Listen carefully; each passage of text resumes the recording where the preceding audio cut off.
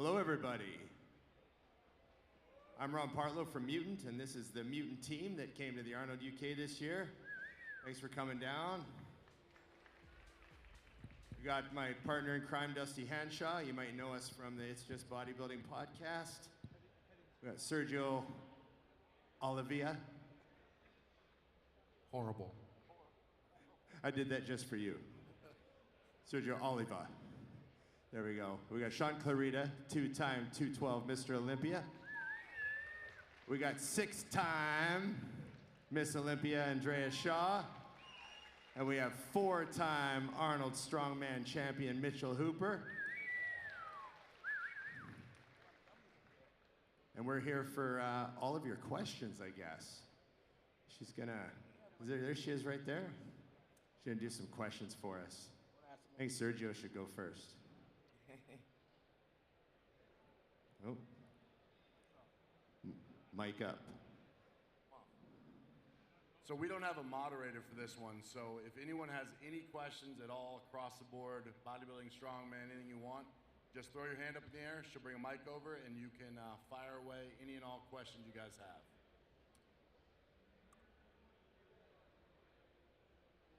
Test. Y'all came out here. Surely you want to know something. I have a question. We lost our moderator. Help us out. I have a question for Dusty and Big Ron. I'll start it off, and you guys follow along with me as well. So, guys, what is it life like post-competition? I think my battery's flickering. You're asking the two retired guys. It certainly makes the expos more fun, because we don't have to worry about getting our meals in like Sergio and Shaun and Andrea do. We can sort of be a little freer and looser with when we eat and when we train, or if we train on the trip at all. But Dusty and I, we met, actually we became friends at the Body Power back in those days in 2014. So we'd known each other from the North American bodybuilding scene a little bit, but we actually became friends in England. So it's always fun for Dusty and I to come back to England, and we're huge fans of the British bodybuilding scene. Yes. And I see some of you in the crowd that I've known for a long time, and it's good to see you again. So we love coming to this expo. It's one of our favorite trips of the year. So, and the British gyms are awesome. Yes. Amazing. So apparently not all the mics work. But yeah, I mean, basically the big difference is when you're retired, you can come into the shows and first off, get to enjoy from the standpoint of seeing the up-and-comers, kind of share some things you learned along the way. And like Ron said, the big deal is I don't have to worry about a refrigerator in my room because I don't bring any food. We just show up, eat what's available, and go from there. A lot less pressure, but it is fun to look back at the differences between when you're a competitor, worrying about getting your meals, balancing it all, versus now when you can just enjoy the show and feel bad for these guys who have to stay strict on everything. Yeah, we witnessed Clarida checking in, getting a fridge to his room was a huge ordeal, and then he had to go to the store and buy a microwave and all that stuff that the current competitive pros have to do, right, Drea? That's it. No days off. No days off for these guys. So, but it's inspirational too, because it reminds us, you know, we got to stay somewhat on track and behave ourselves a bit. Well, they know if they let themselves go too much, we're going to razz them. Well, I have a question for Mitchell. Since he's a strongman competitor, does he also have a microwave and a fridge in his room? No, I just whispered over to Andrea. Do you have one as well? Is that true? No, thankfully we can be a lot more flexible because we can be fat and happy, which is so much better, and strong. Feels great. This is the spectrum of enjoyment of the industry. Do you know what? At the Arnold every year, one of the best moments of my year, every single year. At the Arnold in Columbus, we've got our interview room in the back of this hallway, and the first three rooms every year are the weigh-ins for the bodybuilders. Every year I think to myself, I am so happy that I'm in this sport. As all the depleted men's physique guys, bodybuilding guys, they look so angry and aggressive and tanned up and uncomfortable in their like big sweatsuits. And we walk through happy, fed, hydrated. It's the right place to be, but I gave up my Subway backstage to jump on stage to talk to you guys. Yeah, And he that's was my only biggest halfway through nutritional. his Subway. It's my biggest nutritional sacrifice of the weekend. Otherwise, I'm pretty much able to eat what I want. You get your protein goal. And for me, it's way more like, you know, control the controllable. When I'm at home and in routine, I have every single meal planned out by a bodybuilder who's my nutritionist. But when I'm on the road, it's just hit your calories, hit your protein, train hard, and be happy. How many calories is that per day for you? Right now, it's 7,000.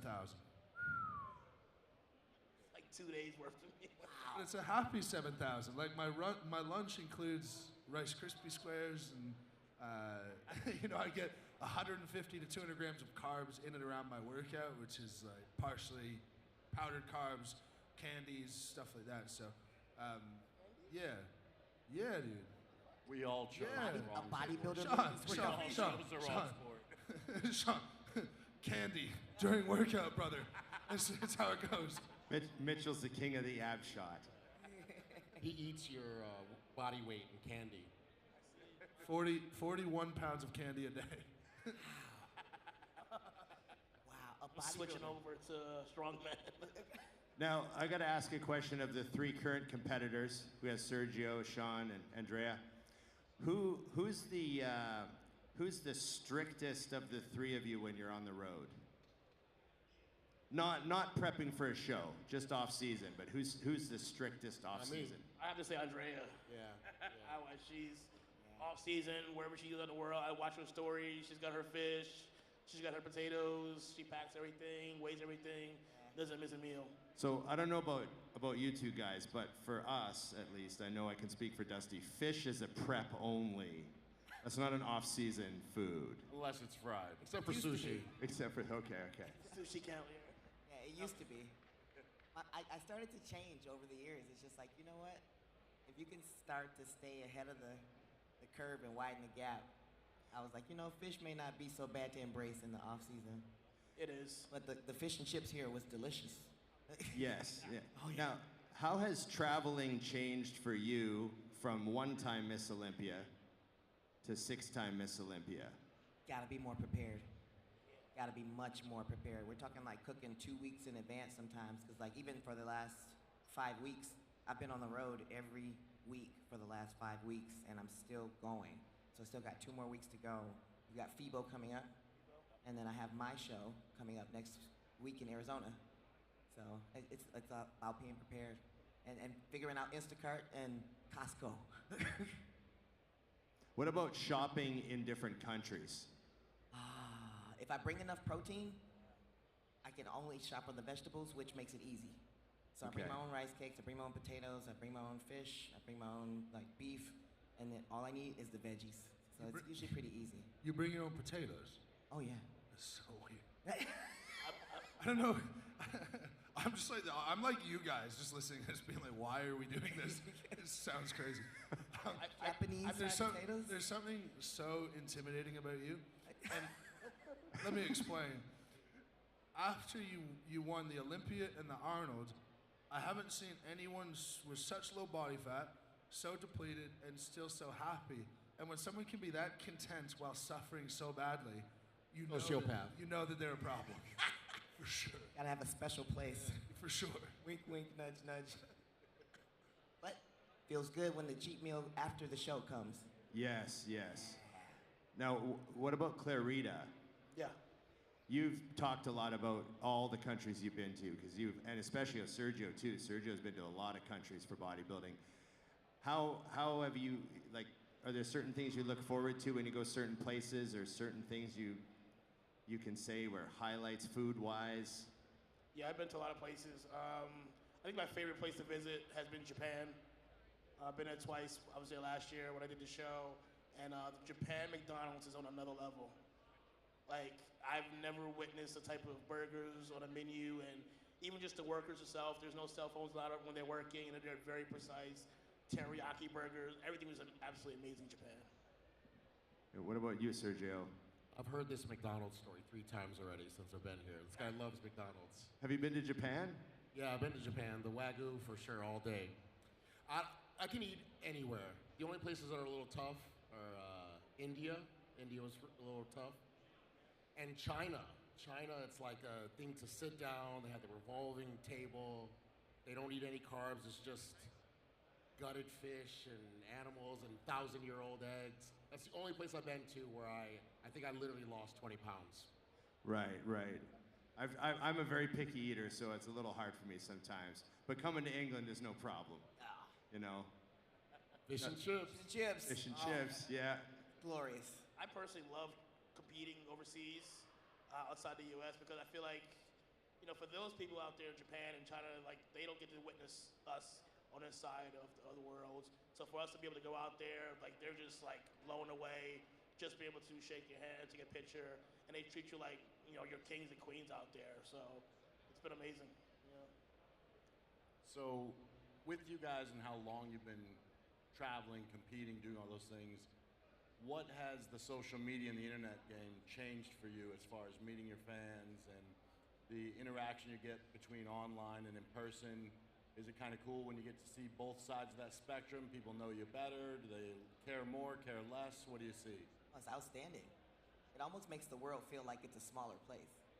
And you know, when we've been to FIBO now, you guys been more than even Shaun and I, but like you get to see people and you catch up with them and it's like, you know, how's your family? How's things been going since I last talked to you? And some people have some remarkable stories. You know, I lost 60 pounds or I did my first show. And you start to develop these relationships and it's really cool because it's like, okay, this person, I've got somebody that I actually know and I've kept in touch with who lives halfway across the world. So it became a thing like, you know, the world really is not as big as we think, but we have such a great reach. And I'm so thankful that Mutant, you know, gives us this opportunity to do that. So it's outstanding. I think the information side for me, I mean, I've been doing this 21 years, so I've done this before social media was even a thing. So for us, you guys know the bodybuilding.com forums and all that stuff. That's where we learn pretty much majority of our information. So back then, coming up in the old school era, we didn't have social media. So the guys, we weren't posting videos, we weren't posting content. Anything you wanted to learn, we'd either learn it from meeting these guys at shows or expos or bodybuilding.com. You know, now 15, 20 years later, we have social media where you can find out who won a show within a matter of 2-3 minutes. You know, or hey, what's your favorite diet? You can be able to get your hands on your favorite athlete just by sending him or her a DM, hoping to get a response. So just for me, I just feel like social media has definitely been a good thing in that aspect, being able to get to meet your favorite athletes, get to learn a lot more information and things like that. So I have to say, Dusty and I, we talk a lot amongst ourselves. And when Dusty messaged me and he said, guess who's coming on board? And I was like, I don't know. Come on, we have this conversation. He said, Sergio Oliva Jr. And you're the newest member of the team, Sergio, and we're really enjoying traveling around. The Arnold Columbus was your first show with Mutant, first show at the booth. And what can you say about traveling with Mutant and being on the Mutant team with us knuckleheads and hanging out and having, you know, dinner last night and being at the booth? And what's the experience been like so far? No, it's been great. You can tell that you guys are actually the old school OG bodybuilding. And you can tell too that every single one of you, except for you, has probably waited in line to meet people at these expos. And it's people like you guys out there. We've all sat in these seminars, and then one day you might be a pro at a booth working, and you're just gonna do it differently because you did spend the time coming to these expos. You can tell the difference between the companies that kind of just started up yesterday. They never even been to an expo, never seen a bodybuilding show in their life. And then people like Mutant who've been around for a long time and have people kind of grounded. That's probably been the biggest difference, is a company that's kind of about the people and us being the people that really started this. I mean, it's not a trend anymore, you know? It used to be when we first started. I wanted to be on a magazine cover when I first started. Anybody want to be on a magazine cover? Exactly. You want a million followers. Well, back to what you were saying about social media, I did want to say, it is really cool for the bodybuilders, for people to be able to relate to bodybuilders. Now, like when we were competing, or when you guys were competing, it was just DVDs. And then you can kind of make up the personalities that you think they are, you think how they are in real life. And now social media, you can kind of be more in touch with these people, figure out which ones are really the dickheads, and which one are the good people. The only problem with social media, I would say, is it's doing the adverse effect, where a lot of people come off like they're good people or maybe strong athletes, but they're really just only on social media, and they're really not in real life. And so that's why these expos are great, because you actually get to meet your heroes, which is usually rule number one. But usually at a setting like this, you're usually going to come out 9 out of 10 times having a good experience, because only the best people come to things like this. I wanted to ask Mitchell, hanging around a bunch of bodybuilders and being the only strong man at the booth sometimes, and how's your perception of bodybuilding been altered by being around like this level of bodybuilder, you know, like Sergio and Andrea? As he's giggling, I don't know what his answer is going to be. But, you know, as coming from the strongman world, you're our kind of distant cousins of the weight room, and not always in the same gyms, you know? Not all gyms have Atlas stones and concrete blocks and, you know, but how's your opinion about bodybuilding kind of morphed? Well, look, by the way, thank you for the drive-by. I'm not sure what I did to deserve that, but. First of all, I think one interesting thing is, before getting exposed to the high-level bodybuilders, I saw like high-level amateur bodybuilders. I think all of you get a really bad rap for your personalities and egos, but it's like once you meet the pros and the top-level guys, the ones who do, like, everyone's so cool and everyone's really nice, and I didn't really expect that, other than Sergio, obviously, for whatever reason. But otherwise, people seem to be really nice, and that's been awesome, just being welcomed into the family as like the fat uncle at the barbecue. You know, we were talking about that backstage. Like, I'm happy to fill that role. And you know, it's just like you guys were talking about the discipline to eat when you're away. That stuff rubs off. You know, because if I learn that there's another high-level athlete doing something that I don't feel it necessary to do, but I know someone else is doing it, even if it's in a different sport, I feel a type of way about that, and you feel like, okay, maybe I'm falling short, maybe I should do a little bit more. And so 2 years ago, I didn't have a nutritionist at all. I worked a little bit with Stan Efforting, just to like get things sorted, but we're strong, man. We don't have to be lean, we don't have to prep. And being around you guys, being around high-level bodybuilders, got me to think, well, maybe if I got a bodybuilding nutrition coach to help with body composition and fueling myself and all the tricks that you guys learned, then that could be a big help. So it's spurred on a healthy level of inadequacy to go like, okay, I could be better in these ways. Do you carb load before? Like a marathon runner will load pasta before a run. Do you do anything like that? Not really. So I eat 1 kilo of carbs a day on a normal day, and you know we don't really exercise that much as strongmen if you actually go through the energetics of a training session or an event. It's really just sustaining our body, and I think over a kilo of carbs a day, I don't find that useful. I find it really water retentive and bloating. I find it actually makes me feel sluggish more than anything. So no, I don't feel it necessary to carb load just because our exercise volume is so low.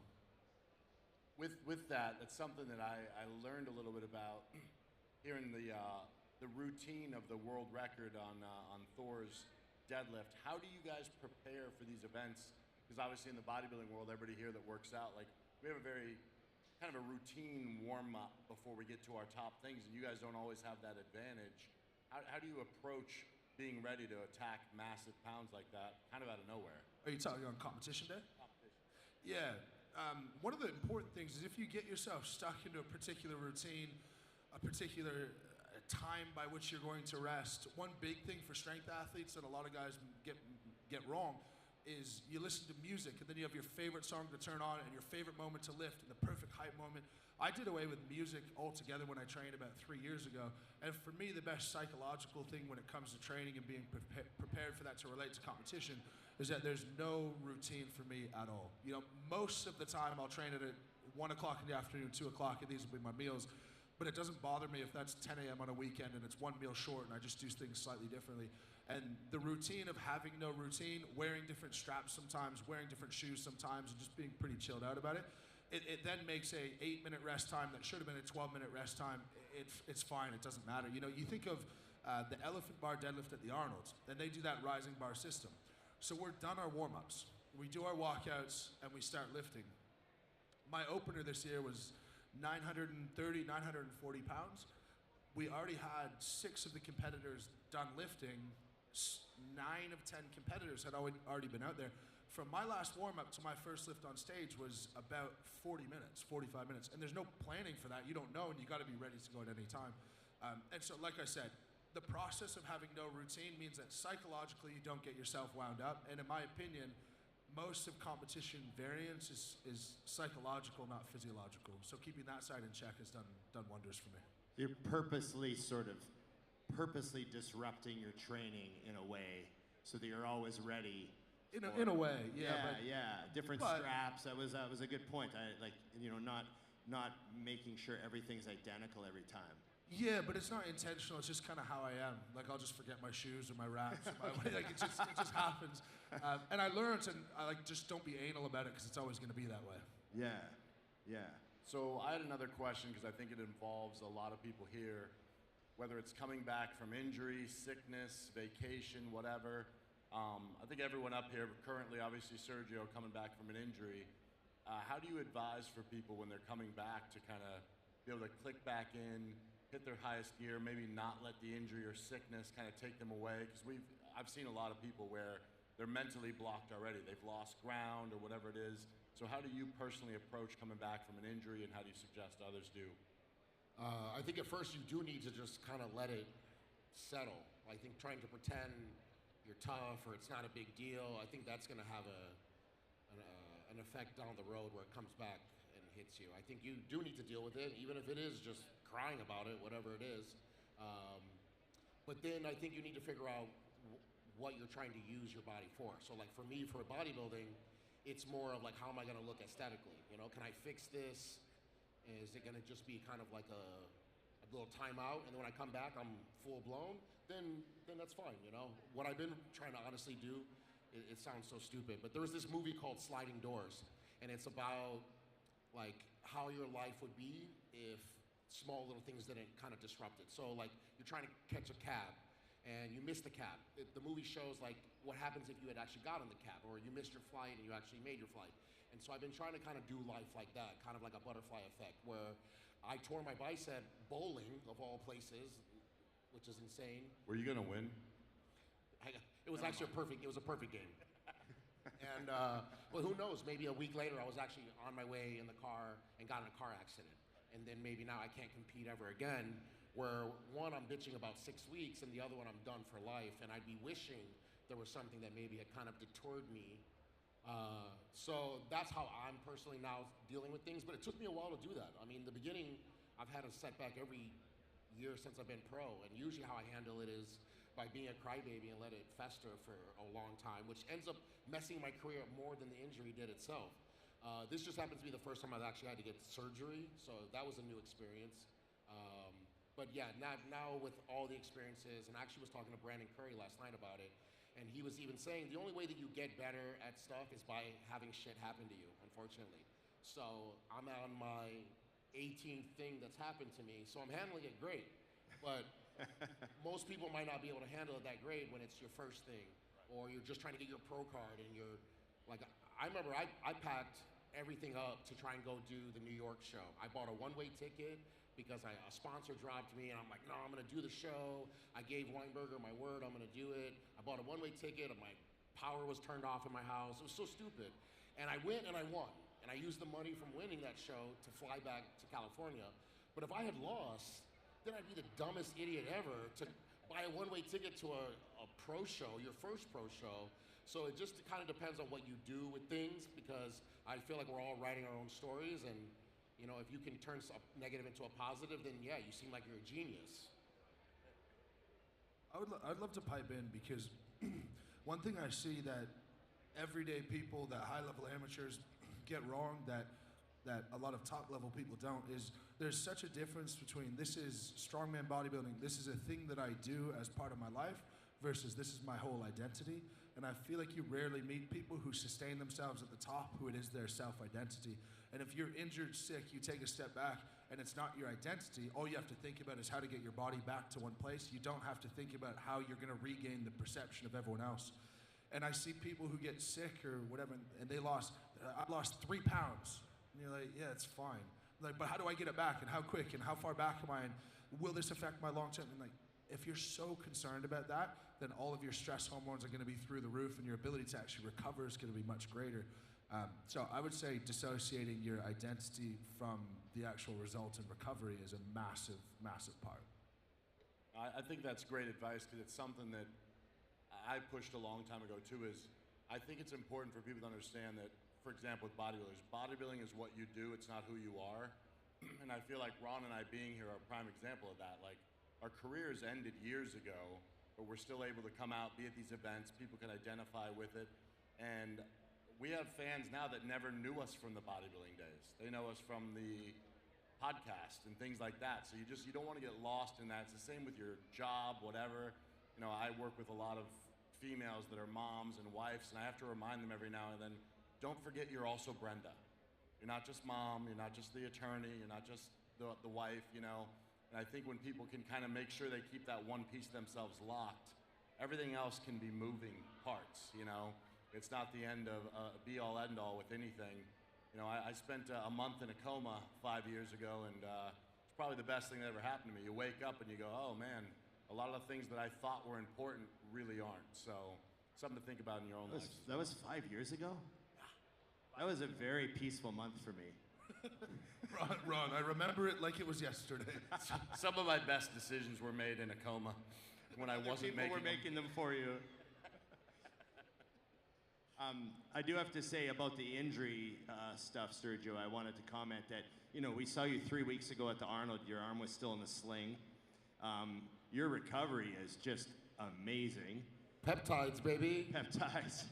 And the bodybuilder mentality and what you're saying. Like, and your attitude all weekend at the Arnold in Columbus with your arm in a sling, you were soldiering away and just stayed at the booth the whole weekend and just, you know, that sort of thing. So it's good to see you moving so well already. Yeah, thanks. But again, it's just because, right, I've had a few things happen to me that I could deal with it. Because I remember my first injury, I had to work an expo, and I was like borderline depressed. But it was probably because it was my identity. That's all I was also at that point, I was just somebody's son. I hadn't really established myself in Yeah, you were, yeah. And then I'm like wearing my hoodie the whole time. I'm sweating balls because I'm so hot, but I don't want to take it off because I'm so insecure about how much weight I've lost. But now there's 2 people that weigh more than me in the whole IFBB. Right. So it's just one of those things where also, look, if you can stick around people who have real stuff going on, it'll definitely ground you right away. I'm not saying stick around with only people who are accident prone. But yeah, you meet somebody with a sickness or an illness, or bro, I live in Vegas with Flex Wheeler. He's missing both of his legs. Crying about a torn bicep kind of like puts you in reality really quick. So, but I will say Mutant as a whole has really helped, because usually if you work at a booth and you're already feeling kind of insecure about yourself, the demand of you got to do this and that, and a lot of companies, they really don't care if you're going through stuff. And so everybody's really kind of made me feel really good. So coming to this expo, I feel better than I did in Columbus, because that was our first expo together. I don't know how it's going to be. Like, is it a stressed out booth? We've all worked a booth that is just more stressful than it's worth. So I will say that, yeah, coming to the UK, I mean, even though I love coming here, I was way less stressed about working it. So it's because of you guys. That's awesome. I do have to touch on the identity thing, because I can identify with when I was a competitive bodybuilder. I thought like that was what I was in the industry, was I was trying to be the best competitive bodybuilder I could be. And now that I'm so removed, you know, almost, you know, over 10 years removed from competing, and I meet people at the expos and they come up and they don't even know me and Dusty as competitors. They know us as the podcast guys, or Mutant on a Mission, the gym tour videos I do, or you know, that sort of stuff. And like the bodybuilding doesn't even come up. They want to talk to me about gym equipment, or they want to talk to us about the podcast or something. And I just want to remind all the younger bodybuilders out there that kind of see their bodybuilding as their identity in the industry, that there's so many more things you can do and be that are also important to other people and can impact other people in a really positive way. So, you know, when I have a guy come up to me and tell me he opened a gym because of my show, and now his gym has grown and he's expanded, and like I hear that story all the time. That's crazy to me, because you know, like, I never thought that was a thing that could happen. So there's so many things you can be in this fitness world. It's not just the stage competitor, and I'm glad that I feel like I got lucky in a way, or I, you know, made the right decisions to have that. But you know, I do see young people, I think they're so sort of like, I gotta be a pro, I gotta be a pro. There's a lot of things you can be in this industry that can be important. Yeah, you think right now if we're, and this is outside looking in, you guys might have a different perspective, but in the fitness space, like who are the most influential voices right now? Well, it's kind of hard to say like the Trent twins and Sam Sulek aren't like at the very top of the conversation. And it's not because they're the Mr. Olympia reigning champs, it's because they have an audience, something to say, and they're obviously easy to gravitate towards. And so yeah, the number one thing, like the number one job that the generation below me wants, do you guys know what it is? It's influencer. Influencer's like what they want to be. But I think one thing to point out about that is like, okay, we got the bodybuilding identity, the influencer identity, but you remove the identity from all that and you're like, well, the influencers who do the best are people who actually want to help people. And they're the ones who kind of, the cream rises to the top. And if you talk to them for long enough, they know what they're doing, and their identity isn't to influence people, it's to put something out there to grow the business that way. So yeah, even if you want, your goal is to have the biggest following possible, generally the foundation of that is giving something that people want to follow, giving some sort of value. Thank you, thank you. We're gonna wrap up. Thanks for your time. Mitchell Hooper, Andrea Shaw, Shaun Clarida, Sergio Oliva Jr., Dusty Hanshaw, and myself, Ron Partlow, from Mutant. Come see us at the Mutant booth just over here. Thank you very much.